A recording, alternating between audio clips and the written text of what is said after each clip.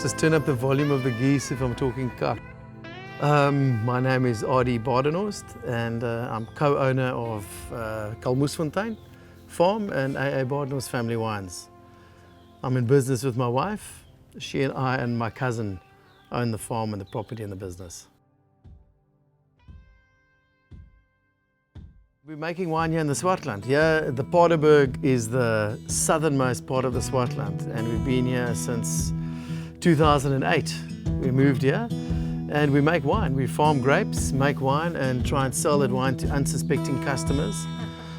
Put nice labels on it, tell amazing stories and true stories about great vineyards.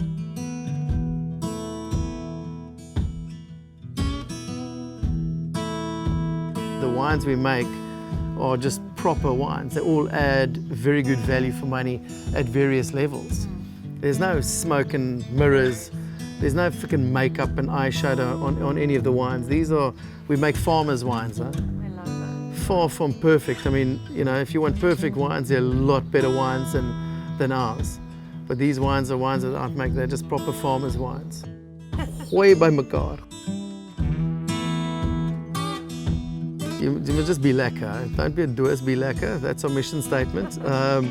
And you know, we just farm properly. Yeah. We've got vineyards, we farm them really properly. We aren't dogmatic. Yeah. We aren't driven by a particular production philosophy, either biodynamic or conventional or organic. We farm vineyards as we think they should be farmed. We take a lot of care and a lot of thought about every action we perform in the vineyards, whether it's a scoffling or a spray we need to put on. It's not just done randomly according to a recipe. Everything is thought well through. And the same from the winemaking point of view. It's very, very simple. We don't ever overthink things. It's very difficult. My big focus is not to focus. You know, that's my big battle. But I mean, these vineyards are so unique and so special that they need, I feel, they don't need to, of course, nothing needs to, but I feel they need to just be bottled on their own every now and then.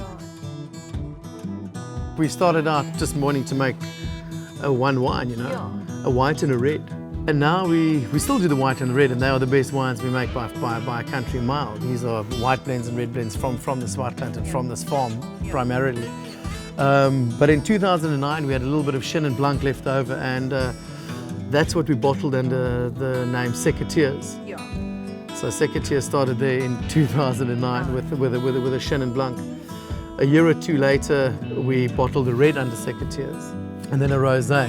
And then at that time, we were using these amazing vineyards, of course, for the family whites and the Secretaries, these single vineyard Chenins. Yeah. So we started bottling 1 or 2, 3 or 4, 5 single vineyard Chenin Blancs. As we, you know, after a decade of farming them, we really got to understand their personalities. And then also some of the very special old red varietals, Cinsault and Grenache, and a bit of Tinta Barocca. Every year we make a lot of fortified wines that nobody knows about. Yeah. They don't know about it because we haven't bottled one yet. We've been making fortified wines since 2009. Wow. Either, you know, fortifieds or sweet wine, like stuff like straw wine, and we make muscadel or jerepigo, ports. And those are just maturing in barrels now, and we make brandy every year, but nothing's been bottled yet. I haven't got like a plan yet. And then the Caperatif, that thing is an amazing story. Fucking that thing is a proper story. You know, Caperatif used to be made here in South Africa. Okay, firstly, it's a vermouth. Yeah. So vermouth is a flavored wine. Okay. Basically, you know, in the old days, you know, it started out mainly in Italy and France. Every little chemist would have a mixture of herbs for the people if they're feeling a bit, you know, Alex feeling a bit down, or he's feeling sick, they'd make up a mixture of herbs. The guy would go and drink, but obviously kakbitter. So the only way to make it palatable was to add sugar and alcohol to it. So that was sort of basically how these vermouths started, you know. So Caperatif was a South African version that was made in the early 1900s. Yeah. Stopped in the late 1940s. We heard about it, the name, and registered the name again and started making our own version of Caperatif. So it's a wine-based aperitif based on Chenin Blanc and Muscat de Frontenac or Hanepoort. That's infused with, you know, 47 different botanicals, from spices to herbs to bitters to flowers to fruits. The fynbos obviously, and the citrus is grown here, and the herbs are grown here, and some of the bitters, because we use kalmoes as well. Our farm is Kalmoesfontein. Yeah. So kalmoes is a hallucinogenic water plant. So you'll see on our labels there's a three-headed swan, and the Dutch used to call kalmoes swanebread or swan bread or swan fruit, but it's hallucinogenic. That's why there's a three-headed swan. It's a bit trippier. And we are planting a vineyard here behind my house. Vineyard, it used to be Chardonnay, we've removed, we're planting that. It's an exciting project. Planting there every single varietal available in South Africa at the moment to make like a bibliothèque, a library of vineyards. Yeah. Just for posterity. So we're going to be doing that starting 2024 for the next generation. I mean, I'm going to be dead very soon, you know. Like if you want to come and check, you want to come and see what like Chanel looks like, or Sauvignon Gris, or Rubernay, or Pontac. You want to come here and find, yeah, here it is. This is what it looks like. We're going to try and plant them more or less in ripening zones or areas so we can make a wine from it. Any vineyard we plant for to ensure that it can get old and that it's planted correctly from the beginning. We are members of the Old Vine Project now. We joined them this year. Out of the 75 hectares, there's probably 34, 35 hectares that are old vines, older than 40 years, okay? Not older than 25, older than 40, no, I'm talking absolute cuck, older than 45 years. 45. Yeah, the youngest old vines are planted in 78. Okay, and then that goes right back to 1951, which is the oldest Grenache planting in South Africa. I don't really want to experiment in any other region in South Africa. The Swartland is a big region, incredibly diverse.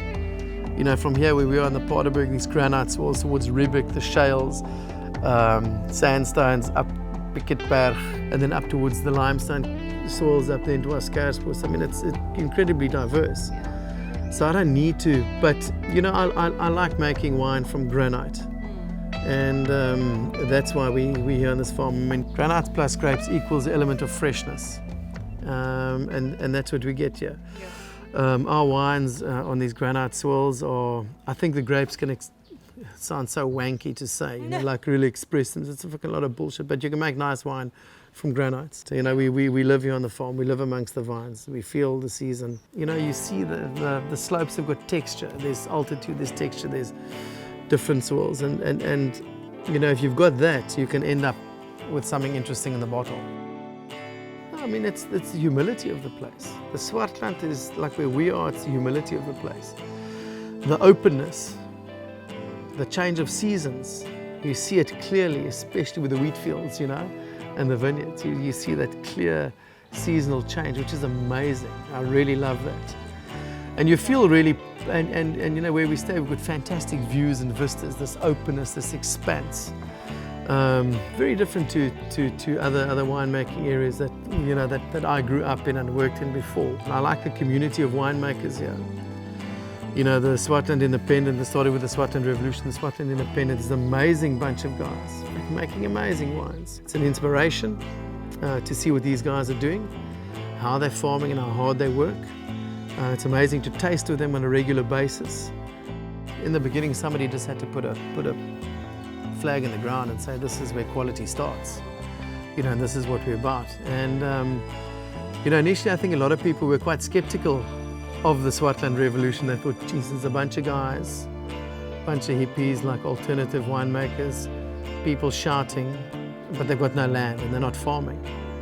And that the wines aren't that great. But then, you know, you've got guys like Ibn Saudi, you know, the Platter wines, the winemaker of the year, the Malenouv, that have won every single Platter trophy since its inception. And then Kali Lood, Porceleinberg, making probably the world's best Syrah. And so people realized that, you know, the wines lived up to it. They were amazing wines as well. This is the most incredible country to be alive in, to farm in. I mean, incredible vineyards, of course. Amazing vineyards, incredible people. We've got people that love wine. We've got people that understand wine now. Every day I come to work, I've got people of completely different cultural backgrounds, different languages, and we work together as a team here on this farm, and that's what it's about. the layers of our society. It's incredible. You can't find it anywhere else in the world. Now, of course there's the energy here, but you know, it's how do you capture that energy in a bottle? How do you make a truly South African wine? That's a very, very difficult thing to make, is a truly South African wine. And yeah, so I don't know, that's what we're going to try, and we're striving to do.